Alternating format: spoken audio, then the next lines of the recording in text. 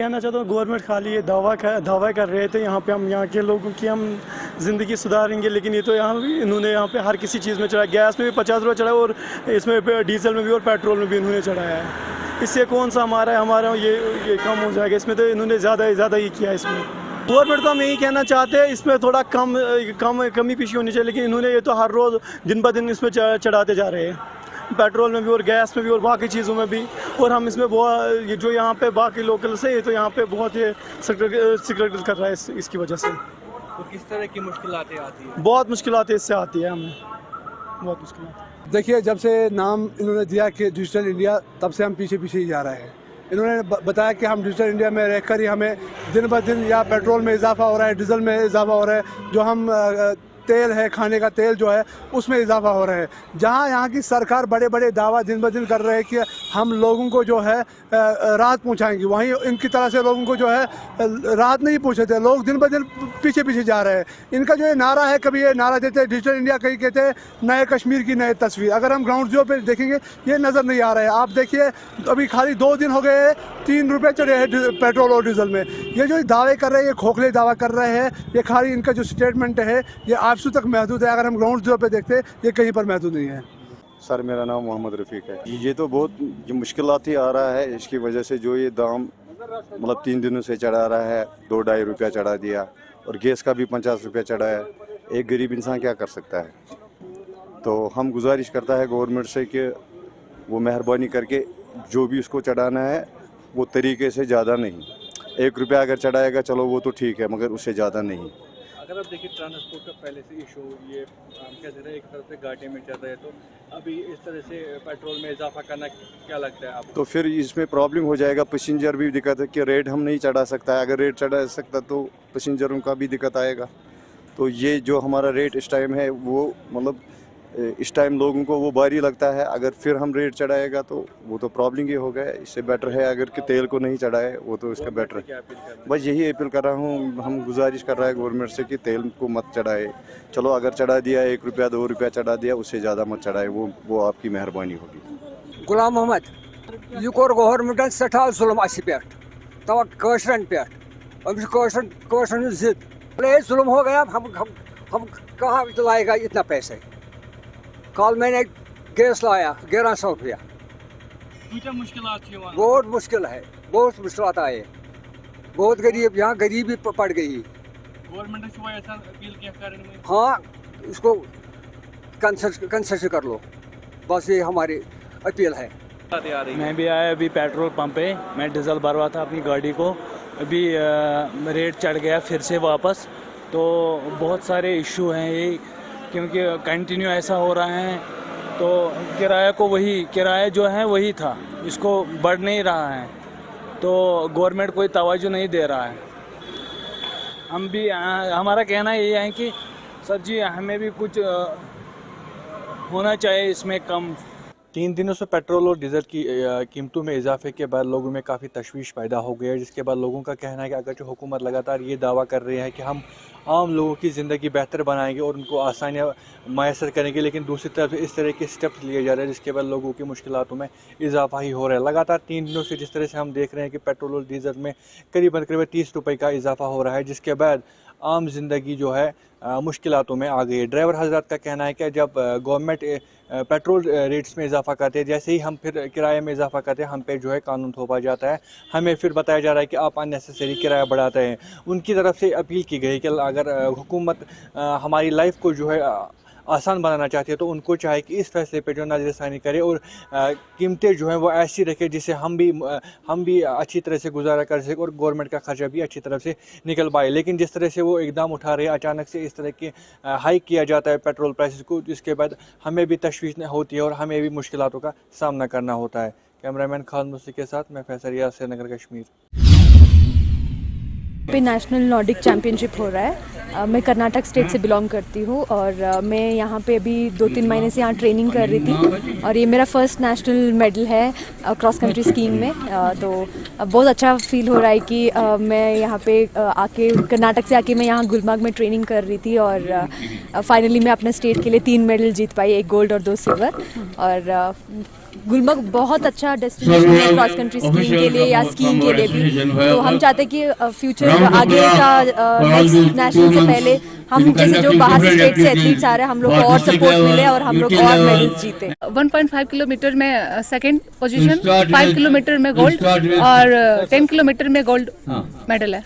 Winter games को ज़्यादा लोग नहीं जानते, तो मैं ये चाहूँगी कि ज़्यादा से ज़्यादा लोग इनको जाने और अच्छे से काफ़ी लोग यहाँ पे आए और अपने आप को रिप्रेजेंट करें इंडिया को, और आगे भी जा करके हमारे इंडिया को विंटर्स गेम्स में ज़्यादा से ज़्यादा पार्टिसिपेट करें ताकि इंडिया का भी नाम आगे रोशन हो।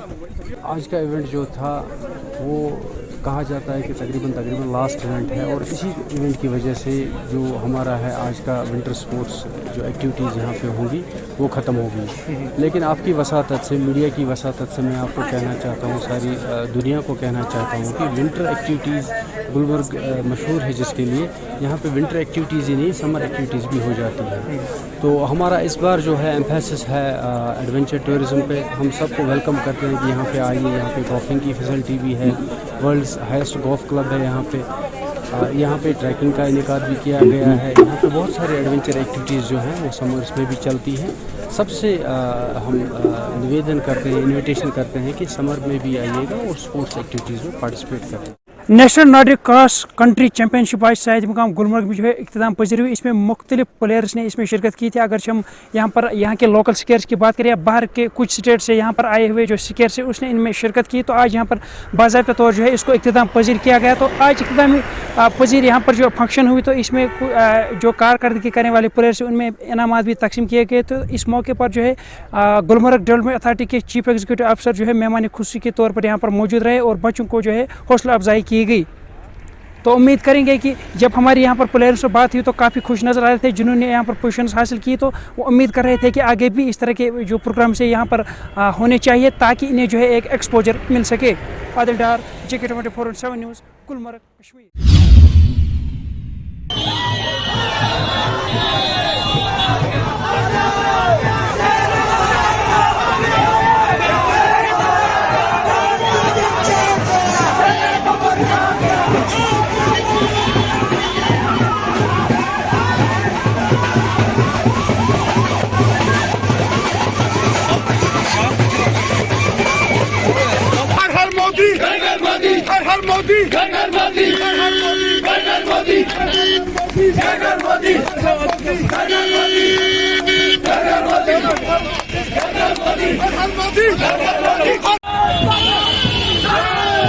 हम दापोंगला डोडा में है और जिस तरह से नेशनल जनरल सेक्रेटरी डोडा आए थे, एक बहुत बड़ी रैली बस के अंदर देखने को मिली। काफी सारे लोग वहां पे आए थे और खास बातचीत के लिए मेरे साथ जुड़ेंगे रविंद्र रैना जी जो भारतीय जनता पार्टी के स्टेट प्रेसिडेंट हैं। इनसे बातचीत करते हैं। सर, आज के दिन के हवाले से क्या बताना चाहोगे?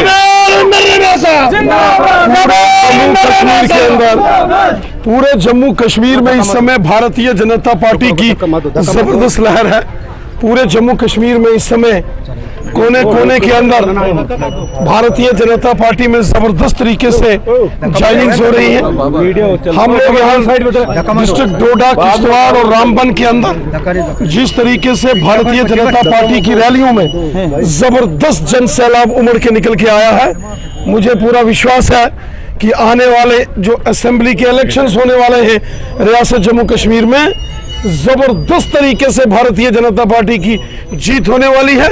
ये जज्बा जो यहाँ के लोगों में है, चाहे वो हिंदू हैं या मुसलमान हैं, सिख हैं कि ईसाई हैं, गुजर बकरवाल हैं कि पहाड़ी हैं, गांव के हैं कि शहर के हैं, आज तरफ से किस तरह का रिस्पांस मिला? जबरदस्त रिस्पांस आप देख रहे हैं कि डोडा के अंदर जो रैली हुई है, तारीखी रैली, इससे पहले भी डोडा ने तारीखी रैलियां की। आज जो नौजवानों के अंदर जोश और जुनून था बीजेपी के लिए, और कल हमने देखा कि किश्तवाड़ के अंदर जिस तरीके से जबरदस्त बीजेपी के रैली के अंदर लोगों का जोश था, और उससे पहले रामबन के अंदर क्योंकि मोदी साहब ने गरीबों के, मजदूरों के, किसानों के, समाज के हर वर्ग की भलाई का काम किया है। किसानों के खातों में 6-6 हजार, गरीब लोगों को 1000-1000 रुपया पेंशन, गरीब लोगों को फ्री राशन, तमाम लोगों को फ्री वैक्सीन, कोरोना को खत्म करने के लिए आयुष्मान भारत के कार्ड 5-5 लाख, ई श्रम कार्ड जो नए बन रहे हैं, गांव-गांव में गरीब लोगों के मकान, गांव-गांव में गरीब लोगों के लिए टॉयलेट बाथरूम, ये किसने बनाए? ये मोदी सरकार ने बनाए, मोदी साहब ने बनाए। इतने काम मोदी साहब ने किए कि हर शख्स को फायदा है। लेडीज को, हमारी माताओं बहनों को फ्री गैस के कनेक्शन, सिलेंडर गैस, ये बिजली, पानी, सड़क, स्कूल, हॉस्पिटल, टनल्स, हाईवेज। आज डोडा, किश्तवाड़ और रामबन की जो तस्वीर एक खूबसूरत बनाई है, जो मोदी साहब ने बनाई है, यहाँ के जो मिनिस्टर है जनाब मोहतरम शक्तिराज परिहार साहब, जनाब मोहतरम दलीप सिंह जी परिहार। एक जमाना था कि बेताज बादशाह होते थे जम्मू कश्मीर के जनाब मोहतरम डॉक्टर फारूक अब्दुल्ला साहब। एक जमाना था कि यहाँ के बेताज बादशाह थे जनाब गुलाम नबी आजाद साहब। एक जमाना था कि यहाँ मुफ्ती खानदान के लोग बेताज बादशाह होकर यहाँ काम करते थे। लेकिन जब जब इन्होंने हुकूमतें की, इन्होंने कुछ नहीं किया, गरीब लोगों का खून चूसा। इसलिए आज लोगों ने इनको दरकिनार कर दिया है और ये इकट्ठे होकर महास बना रहे हैं। इनको पता है इनकी जमानतें जब्त होंगी। जनाब मोहतरम डॉक्टर फारूक अब्दुल्ला साहब को मालूम है कि वो जहां से भी इलेक्शन लड़ेंगे जमानत जब्त होने वाली है, क्योंकि अवाम ये मोदी साहब के साथ है, बीजेपी के साथ है। अवाम के काम हमने किए हैं जनाब, हर घर को हमने रोशन किया है मोदी साहब ने। बता रहे कि स्कीम्स हम देख रहे हैं, प्रधानमंत्री आवास योजना की तरफ से कुछ मकान दिए जाते हैं। बहुत सारे लोग जो हैं उनको इसका फायदा नहीं मिला है, दिक्कतों का सामना। पुराने जमाने में ये 2011 के अंदर कांग्रेस की हुकूमत थी उस वक्त, और यहाँ नेशनल कॉन्फ्रेंस और कांग्रेस की हुकूमत थी। इन्होंने अगर गरीब लोगों के सर्वे ठीक किए होते और तमाम मकान मोदी साहब ने भी बना दिए होते। पैसा तो मोदी साहब ने देना है, लेकिन इन्होंने गरीब लोगों के नाम ही नहीं डाले। जो 2011 के अंदर सर्वे हुआ था, अब 2022-23 में सारा नया सेंसस होगा, नए सर्वे होंगे, तमाम लोगों को सर्वे में डालेंगे, हम हर एक का मकान बनाएंगे। मोदी साहब ने बोला है हर शख्स को रहने के लिए मकान सरकार देगी। यही तो तकलीफ है जनाब। इन्होंने कौन सा अपने घर से देना था, पैसा सरकार ने देना था, लोगों का, गरीबों का नाम सर्वे में डालना था। इन एनसी कांग्रेस और पीडीपी वालों ने लोगों का नाम सर्वे तक नहीं डाला। अब जिनका सर्वे में था मोदी साहब ने दे दिया, उनको भी पैसा मोदी साहब ने दिया। अब जिनका नहीं है हम उनका सर्वे में डालेंगे। इस तरह से हम देख रहे हैं मसला लोग कोविड से बाहर आए थे, अब महंगाई हम देख रहे हैं सर चढ़ के बोल रही है। अगर हम देखिए मेरी बात सुनिए जनाब, 6-6 हजार रुपया किसानों के खातों में आ रहा है, तो हजार हो रही है ना, वो वहां से बराबरी हो रही है जनाब। हजार रुपया गरीब लोगों के पेंशन आ रही है जनाब। 5-5 लाख के हेल्थ कार्ड जनाब, ई श्रम कार्ड। पैदा होने से इंसान अगर दुनिया छोड़ के भी चला जाए उसके बाद भी ई श्रम कार्ड से फायदा जनाब। 80 करोड़ लोगों को कोरोना में 3 साल मुफ्त राशन जनाब। फ्री इंजेक्शन मैंने भी लगाए 3, आपने भी जरूर लगाए होंगे। ये सब मोदी सरकार की वजह से। आपने बस स्टैंड डोडा में बताया कि 50 सीटें हम जम्मू कश्मीर के अंदर अपनी जो है जो हुकूमत बनाएंगे जम्मू कश्मीर के अंदर। इस तरह से हम देख रहे हैं कि बेरोजगारी दिन ब दिन बढ़ती जा रही है, और ये भी हम लोकल लेवल पर रोजगार तैयार करेंगे। सवाल पूरा नहीं हुआ, जिस तरह से डोडा कपरन रोड आए दिन हम देख रहे हैं कि वहां के लोग जो है कंप्लेंट कर रहे हैं, अभी तक क्यों नहीं कपरन रोड पे इतने सारे प्रोजेक्ट यहाँ पे लाए गए। 70 साल यहाँ एमसी कांग्रेस की थी, कपरन की तो रोड हम बनाएंगे, शक्तिराज परिहार बनाएगा, दलीप परिहार बनाएगा। लेकिन सवाल ये पैदा होता है, आप कपरन का नाम लेते हो जनाब मोहतरम, यहाँ से बटोत और बटोत से जम्मू जाने को 2-2, 3-3 दिन लगते थे। अब टनल बन रहे हैं, बाईपास रोडें बन रही हैं, हाईवे बन रहे हैं, प्रोजेक्ट आ रहे हैं जनाब मोहतरम। हमारे चैनल के माध्यम से डोडा के लोगों को क्या बताना चाहते हैं, कब तक डोडा कपरन रोड का काम लगेगा? ये जो जेके चैनल है एक बहुत ही विश्वसनीय चैनल है, और जनाब वसीम साहब आप भी एक मायानास सहाफी हो, मैं बड़े असर से मैंने आपको देखा है। ये काम सब हम ही करेंगे, क्योंकि एनसी कांग्रेस और पीडीपी ये खत्म, हम आने वाले हैं। क्या लगता है हमारी सरकार आने वाली है? कितनी मजबूत आपकी पार्टी हो रही है? हम लोग गरीब, मजदूर, किसान, हिंदू, मुसलमान, सिख, ईसाई, शहर के, गांव के, पहाड़ के, मैदान के, डोडा, किश्तवाड़, रामबन, इन तमाम एरिया के लोगों की तकलीफें हम दूर करेंगे। गरीब लोगों को हमारी हुकूमत आ रही है, गरीब लोगों को फ्री बिजली, फ्री पानी, गरीब परिवार की जो हमारी माताएं बहनें हैं, लेडीज, उनको महीने का 1000 रुपया उनके खाते में, जो तेज तरार पढ़ने वाले बच्चे हैं, ग्रेजुएट, पोस्ट ग्रेजुएट, उनको हम महीने का स्टेफन देंगे। हम सबका भला करेंगे, चोर बाजारी खत्म करेंगे, ईमानदारी से काम होगा। आखिरी सवाल मेरा रहेगा, जिस तरह से हम देख रहे हैं कि बहुत सारी पार्टीज को छोड़ के लोग भारतीय जनता पार्टी में आ रहे हैं, कि ये इसलिए आ रहे हैं, पार्टी हो रही है, ये बाकी वाली पार्टियों के लोग तमाम बाकी की पार्टियां छोड़ के बीजेपी में आ रहे हैं, क्योंकि बीजेपी की हुकूमत आ रही है, बीजेपी का चीफ मिनिस्टर आ रहा है। क्या मैसेज देगा? देखिए, डोडा, किश्तवाड़ और रामबन के लोग ये हमारे वक्त जिगर हैं, हम दिल से इनसे मोहब्बत और प्यार करते हैं। शुक्रिया आपसे बात करने के लिए। रविंदर रैना जी हमसे बात कर रहे थे, state president Bharatiya Janata party के। और जिस तरह से आपको बताऊं कि आज डोडा के अंदर एक जलसा देखने को मिला, जिसमें भारतीय जनता पार्टी के सीनियर कुछ लीडर यहाँ पे आए थे, और अभी भी आप देख सकते हैं कि किस तरह से यहाँ पे लोगों का बहुत ज़्यादा। जम्मू कश्मीर में आम आदमी पार्टी को ज्वाइन करने का सिलसिला लगातार जारी है। तमाम जम्मू कश्मीर के इस समय लोग आम आदमी पार्टी का दामन थामते हुए नजर आ रहे हैं, क्योंकि तमाम जो बाकी पॉलिटिकल पार्टीज है उससे लोग अब नाराज भी दिख रहे हैं। उनके लिए रोष भी लोग जो वो लगातार देखा जा रहा है, और लोगों द्वारा ये कहा जा रहा है कि आम आदमी पार्टी ही अब एकमात्र विकल्प है जो युवाओं के बारे में सोचेगी, जो तमाम लोगों के बारे में सोचेगी और महंगाई तक को कंट्रोल करेगी और युवाओं को लेकर नीतियां लाएगी, उनको रोजगार के साधन देगी। जिसमें अगर जम्मू कश्मीर की बात करें तो जम्मू कश्मीर यूटी में चुनावों का बिगुल बच सकता है जब डिलिमिटेशन कमीशन की फाइनल रिपोर्ट आएगी। लेकिन उससे पहले तमाम कैडर को खड़ा किया जा रहा है, तमाम कैडर को मजबूत किया जा रहा है इस समय जम्मू कश्मीर यूटी में, और इस समय पार्टी ज्वाइन करने का सिलसिला भी लगातार हम देख रहे हैं। और आज सांबा में भी कई लोगों ने यहां पर आम आदमी पार्टी का दामन थामा है। और आपको बताते चले कि मनीष सिन्हा जो कि को ऑब्जर्वर है जम्मू प्रोविंस के, वो आज सांबा में पहुंचे और उनकी ही मौजूदगी में तमाम लोगों ने यहां पर आम आदमी पार्टी का दामन थामा है। और हमने उनसे बातचीत की और बातचीत के दौरान उन्होंने साफ तौर पर यह दावा ठोक दिया है कि आने वाले दिनों में जम्मू कश्मीर यूटी में आम आदमी पार्टी की सरकार होगी। 90 के 90 सीटों पर वो चुनाव लड़ेंगे और 90 में से 88 सीटों पर आम आदमी पार्टी जीत कर आएगी और अपनी सरकार बनाएगी। और भाजपा को लेकर भी ये कह दिया है, भाजपा को चेता दिया है कि वो 1-2 सीट भी अगर जीत पाती है तो वो भी बहुत बड़ी बात है। जो 50+ का नारा भाजपा की तरफ से दिया जा रहा है, तो यहां भाजपा को भी काउंटर किया जा रहा है। तमाम पॉलिटिकल पार्टीज को चेताया जा रहा है कि अब पंजाब के बाद यहां जम्मू कश्मीर यूटी में आम आदमी पार्टी ने दस्तक दे दी है। और जिस तरह से पंजाब में आम आदमी पार्टी जीतकर आई है, एक बहुमत हासिल किया है, उसी तरह से जम्मू कश्मीर यूटी में भी आने वाले दिनों में आम आदमी पार्टी की सरकार होगी।